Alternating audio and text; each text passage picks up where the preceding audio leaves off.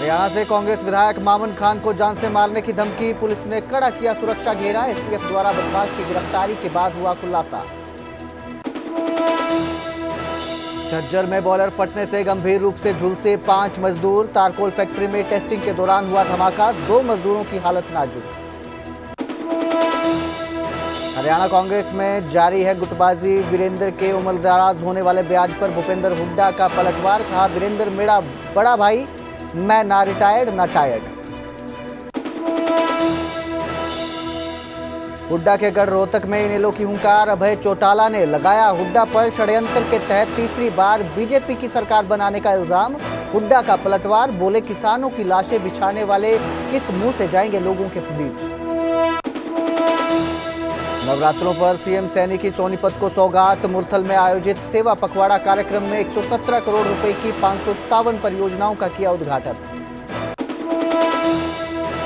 Bhiwani police को बड़ी कामयाबी, 12 घंटे में रंगदारी मांगने वाले 3 आरोपी गिरफ्तार। मिठाई विक्रेता प्यारे लाल से मांगी थी 1 लाख की रंगदारी। क्रिकेटर युवराज सिंह से ईडी कर रही सवाल जवाब। ऑनलाइन सट्टेबाजी ऐप प्रमोशन मामले में हो रही पूछताछ। कल सोनू सूद को किया गया है तलब। महर्षि वाल्मीकि वीडियो मामले में अक्षय कुमार ने दी सफाई। कहा, एआई का उपयोग करके बनाई गई वीडियो, प्रशंसकों और मीडिया को सतर्क रहने की अपील। लाइन्स के प्रायोजक पतंजलि गाय का घी, माँ का भरोसा, प्यार से परोसा।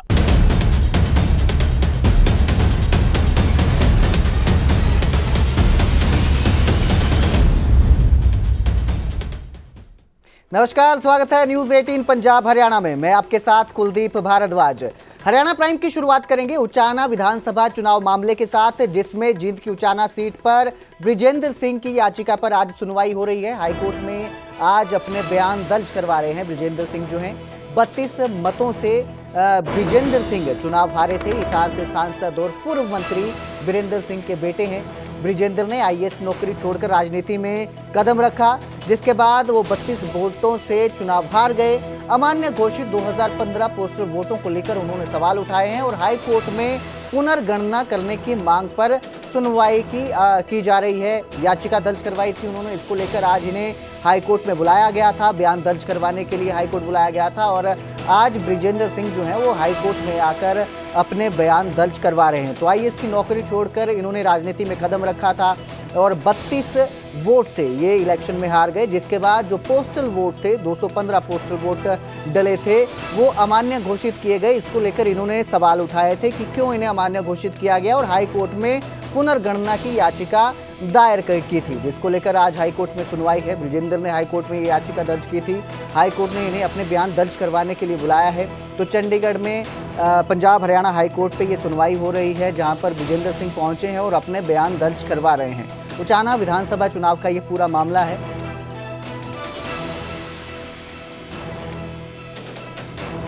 तो 32 मतों से बृजेंद्र जो हैं वो चुनाव हारे थे। हिसार से सांसद और पूर्व मंत्री वीरेंद्र सिंह के बेटे हैं। आईएएस की नौकरी करते थे, जिसे छोड़कर इन्होंने राजनीति में कदम रखा, लेकिन 32 मतों से चुनाव हार गए।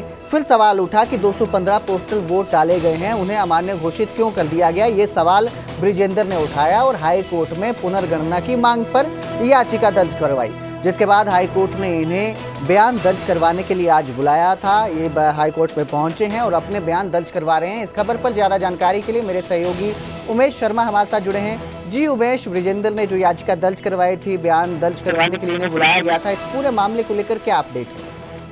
देखिए, ये बयान दर्ज कराने के लिए हाईकोर्ट ने ही कहा था और विजेंद्र सिंह क्योंकि उचाना से कैंडिडेट थे और उनका ये कहना था कि जो बैलेट पत्र हैं उनकी जो रिजेक्ट किए गए थे, अनवैलिड किए गए थे 215 के करीब, उनकी गिनती करवाई जाए और अगर वो गिनती करवाई जाती है तो उनकी जीत भी हो सकती है। तो ये तमाम जो लीगल बैटल थी वो हाईकोर्ट तक पहुंची है। फिलहाल आज उनके जो है बयान पहले सुबह दोपहर में दर्ज किए गए और दोपहर बाद भी उनके जो बयान है वो चल रहे थे और उनसे सवाल जवाब किए जा रहे थे। जी। जो इलेक्शन कमीशन की तरफ से वकील हैं जी। सत्यपाल जैन, तो वहां पर उनके बयान रिकॉर्ड हो रहे थे। उसके बाद देखते हैं अगली कार्रवाई, अगली जो अदालत है वो क्या रुख रहेगा। जी बिल्कुल, बहुत बहुत शुक्रिया इस तमाम जानकारी के लिए उमेश। तो फिलहाल कोर्ट ने उनके बयान दर्ज किए हैं, जिसके बाद कोर्ट फैसला लेगा और अगर उन्हें लगता है कि उनके बयान सही है तो दोबारा मतगणना करने की इजाजत दी जा सकती है। फिलहाल ये कोर्ट का फैसला है, कोर्ट किस तरह से इसे देखता है वो बाद में पता चलेगा।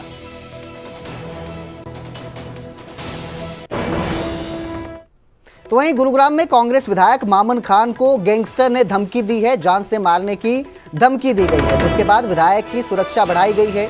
गुरुग्राम स्थित विधायक के घर पर पुलिस का कड़ा पहरा देखने को मिल रहा है। इससे पहले भी मामन खान को धमकियां मिल चुकी हैं और इस बार भी सुरक्षा बढ़ाई गई है उनकी इस धमकी को देखते हुए। जिस तरह से गैंगस्टर उन्हें धमकी दी है, उसके बाद उनके घर के आसपास जो है वो सुरक्षा बढ़ाई गई है। आपको बता दें, फिरोजपुर झिरका से कांग्रेस के विधायक है मामन खान और इससे पहले भी उन्हें धमकी मिली थी। इस बार धमकी मिलने के बाद जवानों की संख्या भी बढ़ाई गई है, सुरक्षा जवानों की संख्या बढ़ा दी गई है। सूत्रों के मुताबिक जानकारी मिली है कि लॉरेंस गैंग ने उन्हें ये धमकी दी है जान से मारने की, जिसके बाद से अब पुलिस भी सतर्क हो चुकी है और उनके आसपास, उनके घर के पास सुरक्षा कर्मियों की जो संख्या है वो भी बढ़ा दी गई है।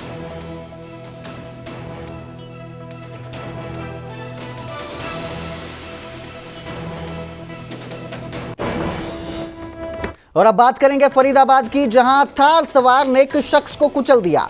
टाउन पार्क के पास थार ने एक टक्कर मारी शख्स को, जिसके बाद वो शख्स गंभीर रूप से जख्मी हो गया। जख्मी मनोज को अस्पताल ले जाया गया, लेकिन वहां पर उसकी मौत हो गई। पुलिस ने इस पूरे मामले में 4 आरोपियों को गिरफ्तार किया है और जानकारी सामने आई है कि ये जो थार गाड़ी है ये एसीपी के नाम पर रजिस्टर्ड है। एसीपी राजेश के नाम पर थार गाड़ी रजिस्टर है, जिससे ये टक्कर हुई है। टक्कर के बाद शख्स की मौत हो गई और ये भी बताया जा रहा है कि इस घटना में एसीपी का बेटा भी कार में सवार था, थार में सवार था। फिलहाल पुलिस इस पूरे मामले में जांच की बात कर रही है। पुलिस अभी तक ये साफ नहीं किया है पुलिस ने कि इसमें एसीपी का बेटा था या नहीं था, ये कोई जानकारी अभी पुलिस ने साझा नहीं की है। बस बताया जा रहा है कि उसमें थार में उनका बेटा भी सवार था। फिलहाल पुलिस ने इस पूरे मामले में हत्या का मामला दर्ज किया है और 4 आरोपियों को गिरफ्तार करके जांच शुरू कर दी। मेरे भाई का एक छोटा सा एक्सीडेंट हुआ है, क्योंकि मेरी पूरी फैमिली को भी सब कुछ नहीं पता था। जब हम यहाँ पे सारे बहन भाई इकट्ठे हुए, हमने थोड़े सवाल जवाब करे। भाई के जो साथ में दोस्त थे उन लोगों को लेके हम पुलिस थाने पहुँचे। वहाँ पे पुलिस थाने वालों ने कहा आप तो लेडीज हैं, इनको घर ले जाओ। मेरे को वहीं पे खटकाव हो गया था, ठीक है, कि कुछ ना कुछ गड़बड़ है, क्योंकि रात को अगर 1:30-2 बजे की वारदात है तो क्या 9 बजे तक पता नहीं चला। 12 सेक्टर पुलिस के थाने के आसपास की वारदात है ये। वहाँ पे सीसीटीवी कैमरे हैं। हमने सारा गाड़ी का नंबर भी दे दिया। एक नंबर हमसे मिस था बीच का, भाई लोगों ने वो भी क्लियर कर दिया। अब जब नाम पता चल गया, एड्रेस पता चल गया, गाड़ी का पता चल गया, गुनहगार का पता चल गया, तो पुलिस प्रशासन किस चीज का इंतजार कर रहा है।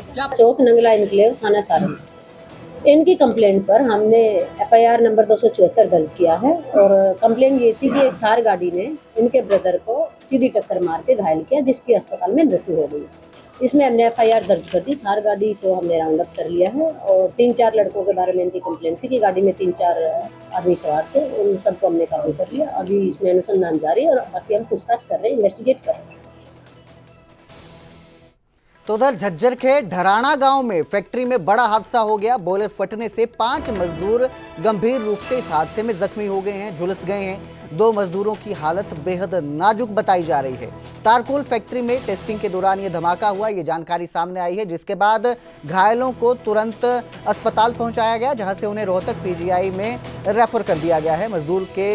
फिलहाल मजदूर जो है वो बयान देने की हालत में नहीं है, ऐसा पुलिस का कहना है। थाना प्रभारी का कहना है कि जो भी इस हादसे के लिए जिम्मेदार होगा उस पर सख्त कार्रवाई की जाएगी। वहीं इस हादसे को लेकर एसडीएम भी सामने आया और उन्होंने कहा कि इसकी जांच शुरू कर दी गई है। जो टेक्नीशियन है, मैनेजर है और मालिक पर लापरवाही का शक है, जिसके चलते जांच की जा रही है और जांच होने के बाद ही गिरफ्तारी की कार्रवाई की जाएगी। ये धराना में एक फैक्ट्री थी जिसमें जो बॉयलर है वो टेस्टिंग के दौरान कॉइल जो ज़्यादा गर्म होने से वो ब्लास्ट हो गया था। उसमें उस समय 5 मजदूर वहाँ कार्यरत थे। 5 में से 5 को ही पीजीआई में भर्ती करवाया गया। 2 की जो कंडीशन है वो अभी सीरियस है। पुलिस इसमें जो तलाश जारी है उनकी। मौके पे पुलिस को कोई मैनेजर यहाँ से कोई वो मिला नहीं है अभी। वो अपनी इसमें इन्वेस्टिगेशन कर रहे हैं। आज FIR भी इस मामले में फैक्ट्री मालिक के खिलाफ ही करेंगे। जो फैक्ट्री में ये 4 बजे हादसा हुआ था। एक कोई नया टैंक बनाया है तो उसमें उसकी टेस्टिंग कर रहे थे वो लोग। टेस्टिंग कर रहे थे तो जैसे एज ए रोड की वो होती है ना अपनी, वो जल गई उनकी और उससे वो आग के लपटे बाहर निकली हैं उससे। तो उसमें 5 मजदूरों को चोट आई है। 2 सीरियस है थोड़े से। वो पीजीआई एडमिट थे। तभी हमारे पास 6 साढ़े 6 बजे रुक आया था। तो मैं फैक्ट्री पहुंच गया था। मैंने मैनेजर से बात की थी। मैनेजर खुद वहाँ गया हुआ था। रात को 2:30 बजे हमारा हेड कांस्टेबल उनके बयान लेके आया है। तो वो बयान देने में सभी समर्थ नहीं थे। तो अभी दोबारा गया है। अभी वो उनकी एप्लीकेशन और बयान आ जाएंगे। तो उसमें मैनेजर हैं और जो टेक्नीशियन ऑफिसर हैं उनकी नेग्लिजेंसी है। इसमें उनके खिलाफ जो भी लापरवाही का है हम मुकदमा दर्ज करेंगे। में रेलवे ट्रैक पर टूटी बिजली की तार गिरने से बड़ा हादसा टल गया। इस वक्त जो ये तार गिरी उससे 5 मिनट पहले ही एक ट्रेन वहां से गुजरी थी। गनीमत रही कि उस वक्त ये तार नहीं टूटी। सुबह 6:30 बजे ट्रैक पर ये तार टूटकर गिर गई, लेकिन उस वक्त कोई भी व्यक्ति वहां पर नहीं था, कोई भी शख्स नहीं था, जिस वजह से एक बड़ा हादसा टल गया। जो चश्मदीद है उनके मुताबिक तार टूटने की आवाज़ इतनी जोर की थी कि लोगों को लगा कि आसपास कोई सिलेंडर फट गया है। दिल्ली जाने वाली ट्रेन 3 घंटे बाधित रही इस वजह से। फिलहाल मौके पर बिजली विभाग की टीम ने इसका काम शुरू किया, मुरम्मत का काम शुरू कर तार को दोबारा से जोड़ने का कार्य किया। लेकिन स्थानीय लोगों का कहना है कि उन्होंने दोबारा पुरानी तार का ही इस्तेमाल किया है, जिससे भविष्य में भी दुर्घटना का खतरा बना हुआ है। 5:30 बजे जो पहले पैसेंजर जाती है तो उसके जाने कुदरती 5 मिनट बाद ये धमाका हुआ। हम अपने घर पे थे तो हमें ऐसा लगा था कि सिलेंडर फट गया हो। हम कुछ लोग पार्क में टहल रहे थे, आगे पार्क देख सकते हो, कुछ लोग यहाँ टहल रहे थे। उनसे आने के बाद हमें पता लगा कि तार टूट चुकी थी। शुक्र मानो कोई जान मान हानि नहीं हुई। कुदरती वहाँ कोई आदमी नहीं टहल रहा था। ये टहल रहे थे जी। 2 बंदे जा रहे थे, भाई थोड़े दूर थे वो। तो मैंने दूर से देखा भी 2 आदमी जा रहे हैं। तार टूट के लाइनों से बाहर इधर आ चुकी थी ये, जब ये पैसेंजर गाड़ी गई दिल्ली के लिए यहाँ से। उसके बाद फिर ये अपना ये बिजली का महकमा इनका आया, इनका वहाँ से तब ये कार्रवाई कर रहे हैं। लेकिन ये वही टूटी तार को फिर दोबारा से लगा रहे हैं। क्यों लगा रहे हैं कि दोबारा फिर टूट जाए। अच्छा, ये नई तारें नहीं लगा रहे हैं? नई तार नहीं लगा रहे हैं जी ये।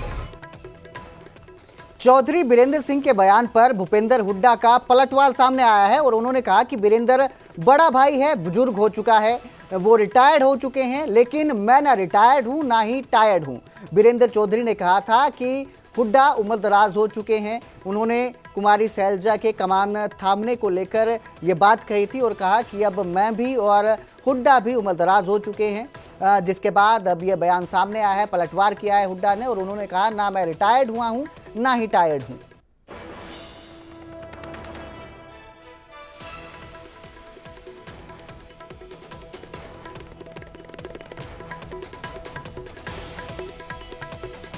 ठीक है, वो बड़ा भाई है मेरा, उसकी हो चुकी, उसने खुद मान गया वो। बाकी जान मैं तो कह चुका I am neither retired not tired, कह चुका हूँ। I am neither retired not tired. हाँ वो हो गए, ठीक है। वो ये कह रहे हैं कि अब प्रदेश की कमान जो है वो चलो वो तो जो कुछ है वो तो अलग बात है, लेकिन रिटायर्ड मैन की बात है वो ठीक है, बुजुर्ग आदमी है, बड़ा भाई मेरा, हो जाओ।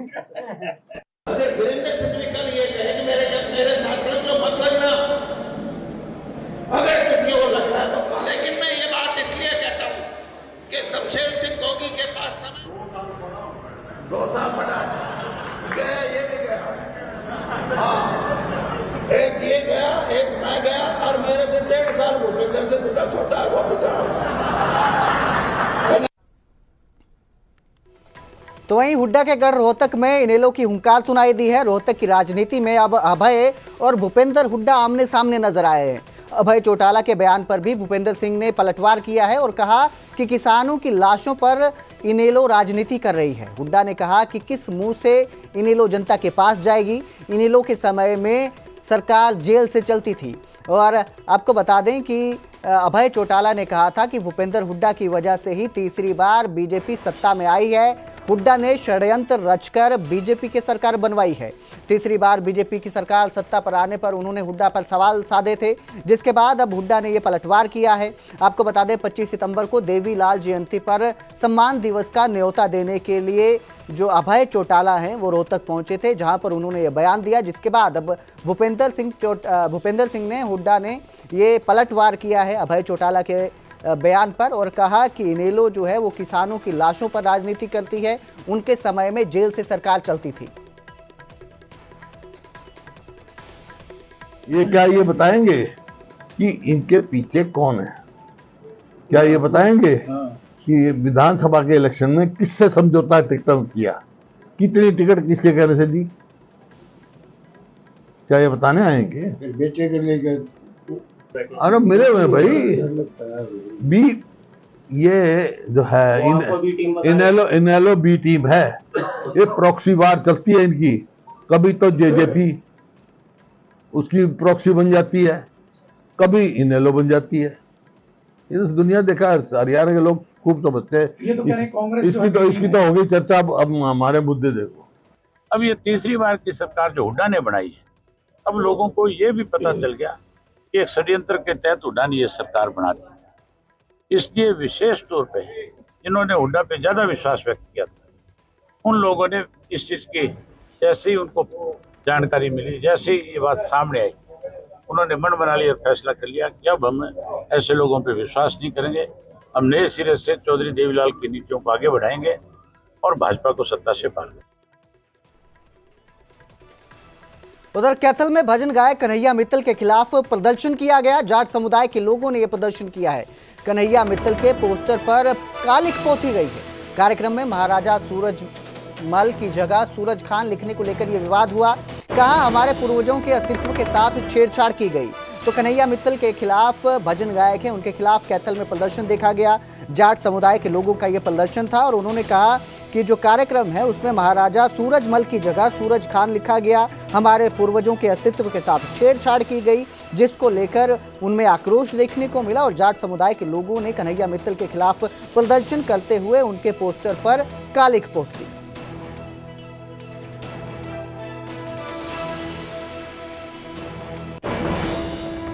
जगह हमारी है, हमारी संस्था की जगह है, हमारी धरोहर है और हमारे महापुरुष से ये जगह है। और उसी महापुरुष को जिन्होंने कई साल मुगलों के साथ लोहा लिया और एक अजय सम्राट रहे, उन्हीं को एक खान की उपाधि एक भांड ने दी। उस भांड को ना तो इतिहास का पता, न हमारे महापुरुष का पता। ऐसा अपमान ना तो जाट समाज और किसान वर्ग दोनों नहीं सहेगा।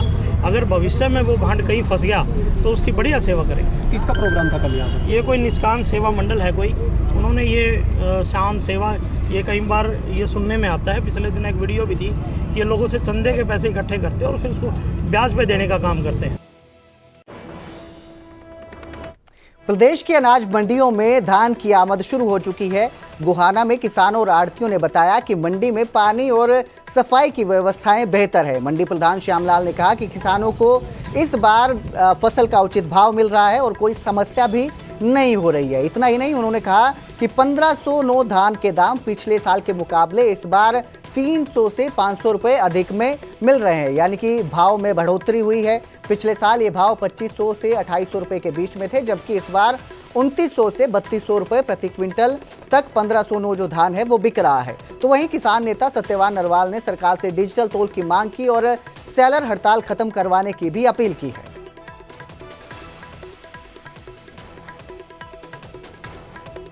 एजेंसियों के पास आदेश आ चुके हैं और सरकारी खरीद हो चुकी है, लेकिन अब तक पीआर हमारी मंडी में एक आध डेयरी को आई है, एक आध डेयरी आई है। और अब जो जीरी 1509 और 1692 जीरी की 4000 बोरी की आमदन है मंडी में, और वो 3000 से लेकर 3200 तक के भाव है।